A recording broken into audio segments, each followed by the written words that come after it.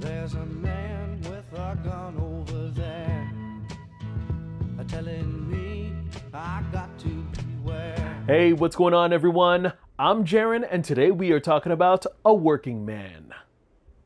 The story follows Levon Cade, a citizen who is working construction and tries to be a good father to his daughter. But when a local girl is kidnapped, he is asked to return to the skills that has made him a mythic figure in the shadowy world of counterterrorism.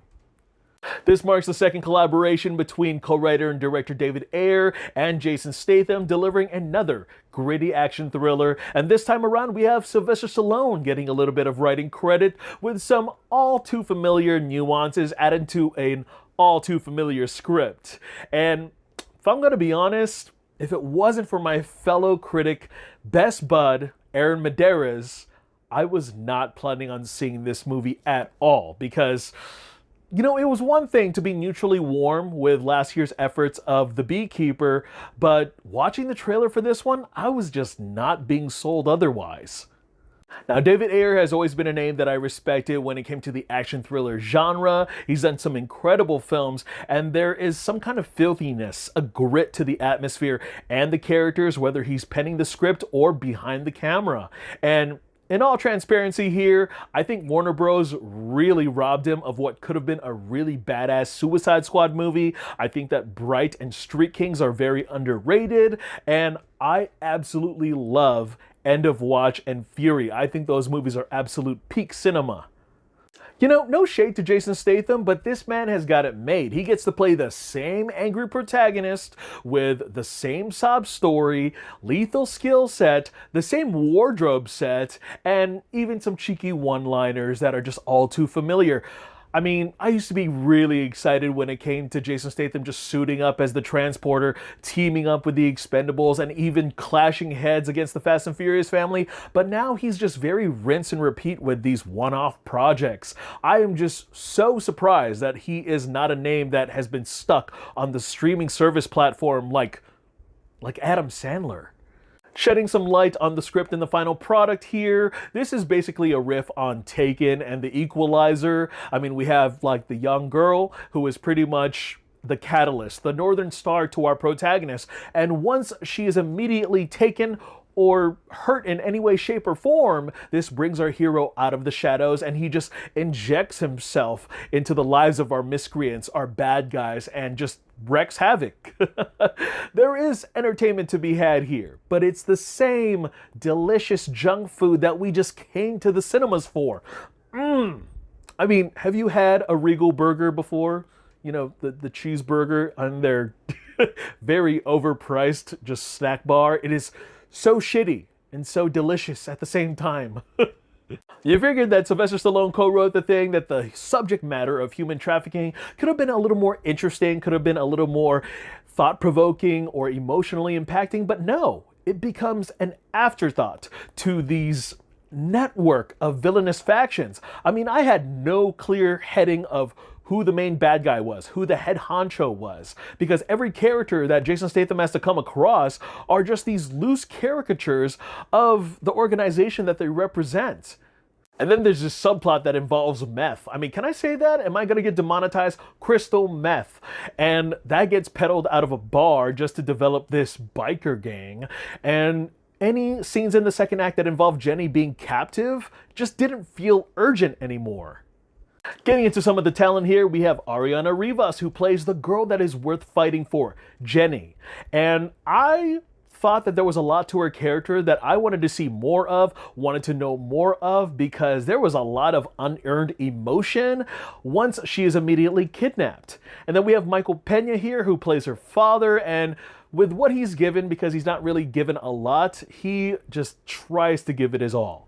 And then we have David Harbour, who is pretty much Jason Statham's brother in arms, and he's a wounded veteran that really brings a lot of levity. There's a lot of his personality that I would have loved to see in action, and if I'm going to be honest, if there was ever a shot in the dark that we would ever get a prequel where we would have a story featuring David Harbour and Jason Statham's past, I would love to see that movie. I think Statham's role as Levon just has a little more personality than his character in The Beekeeper, so I very much admired that. I even like a lot of his scenes with his daughter. He's trying his best to be a really good father and fight for custody, and I feel like it brings a lot more endearing moments to his performance. And then of course, there's a lot of his grit and just very dark and brute motivations that really drive his character, and it really makes him entertaining to watch. I'm just curious to know what scenes, stunts, and set pieces that Jason Statham really enjoyed shooting for this movie. Like, did he have a chance to perform it all himself, or did he have a few doubles along? But overall, I do think when it comes to some of the humorous moments that Statham is given, just some of his one-liners just did not land for me. I mean, there are movies that he's done before where some of the campiness is very much fun, and sometimes he gets the last word in, but with the tone that's been shifting here and there, it does not work for this movie. No shade to the buffet of cast members who starred as the villains, but there was just too many of them in that cluttered, haunted barn house, no less. And I could just give two fucks about their character work or inconveniences. I mean, there's like the Russian mafia upper and lower ranks, and then there's their American associates who just peddled a lot of their businesses through dive bars, and only like three employees thought that human trafficking was a good idea, while everyone else wasn't really on the same page. And then, I don't know, I could tell that the costume department was just leaping through hoops because almost every faction of villains had their own costumes, had their own outfits, and it was just ridiculous. You got the biker gang looking like the cast members and villains of Mad Max 2, and then you have another group looking like they're wearing this Renaissance and Victorian outfits for no weird reason at all but to play craps in a fucking barn house. And then we got these other guys who are in the shadows in suits and making phone calls, who don't share any scenes with Jason Statham at all, who look like fucking vampires. They're all pale and shit. They look evil as fuck, and they don't look like they don't belong in this movie at all. I mean, can you imagine if they just decided to call up Wesley Snipes and say, hey, we need you to reprise your role as Blade in A Working Man. Yes, you get to work with Jason Statham again. With a mediocre script and goofy-ass villains, I think that the only saving grace that this movie has, other than the presence of our starring lead, is the action.